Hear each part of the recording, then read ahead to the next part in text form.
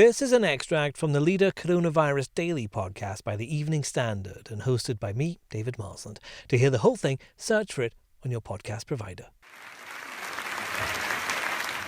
The applause for the government's £1.5 billion lifeline to the arts has been loud and sustained, but rather like some theatre shows, now that people are talking about it, some are wondering if it's as good as they originally thought it was. There are questions. When will the money arrive? Who will get the most? When can theatres reopen? Is it enough? Sonia Friedman is one of the country's top theatre producers, with hits from Harry Potter and the Cursed Child to Leopoldstadt.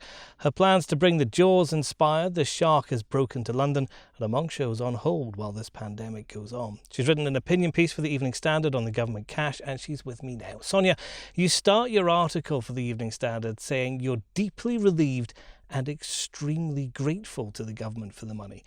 Just how close was the theatre world to disaster? You know, as I flagged several weeks ago, without this cash injection, at least 70% of our theatre companies and organisations would collapse before the end of the year. So this money, albeit we don't yet know how it's going to be allocated, who's going to be responsible for distributing, and who's on the expert panel that's going to be advising on that distribution. But there's no question it's a substantial amount of money, an eye-watering sum that the government, Treasury, Dowden and of course the Prime Minister have made available. And in terms of theatre, I believe it's about 880 million that's been allocated for the performing arts, and that will certainly, without question, get us to phase two. Most of us, I hope. Phase two being when and how we reopen. So, you know, this amount of money, I think, is just about protecting.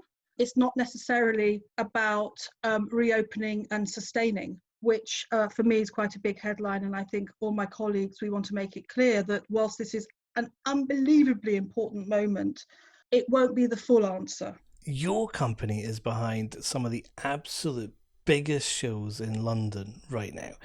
If you're struggling, how do the smaller ones survive?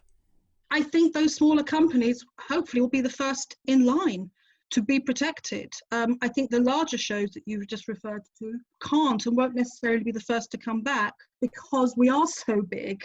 We're effectively too big to fail. And therefore, until we have a timeline and clarity on when we can reopen, we're just in waiting. And so because we're not building based, we have less of a risk of collapse. I think the commercial sector's challenge is what happens the other side. We're just waiting.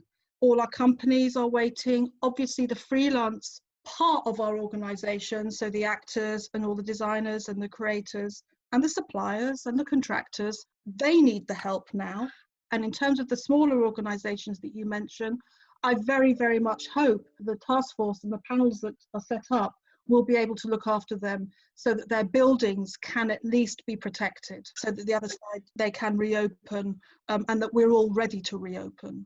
When you do reopen, will there be familiar faces that you're not expecting to see? Will there be contractors and freelancers for whom this is too late for them? Not yet.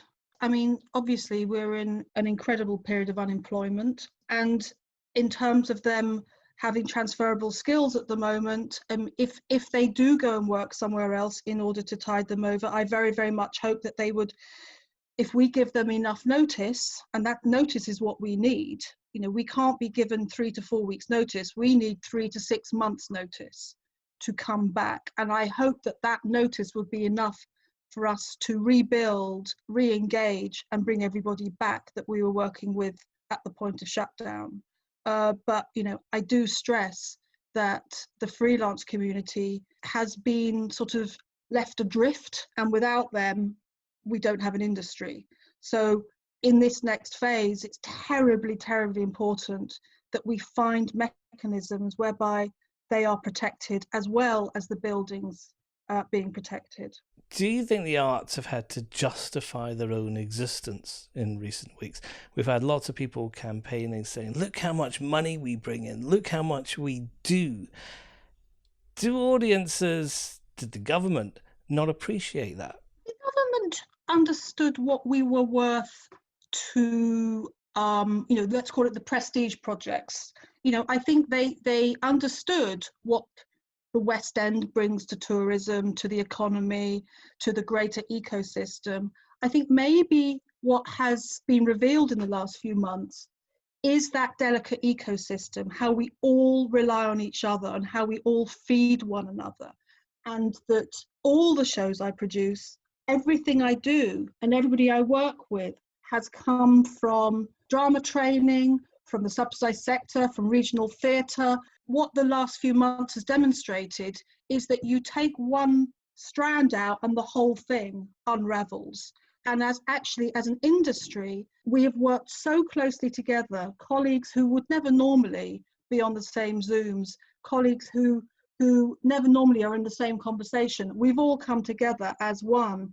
We all know that we rely on every aspect of our industry, from the small art centres to the greatest West End playhouses and musical houses, to the national theatres, to the independent sector. We all completely coexist. And therefore, I hope as we go forward, we will continue to link arms, continue to work as one in order to save the entire industry, and that no one part of the sector is less or more important than the other. Search for the Leader Coronavirus Daily on any podcast provider to hear more from the podcast.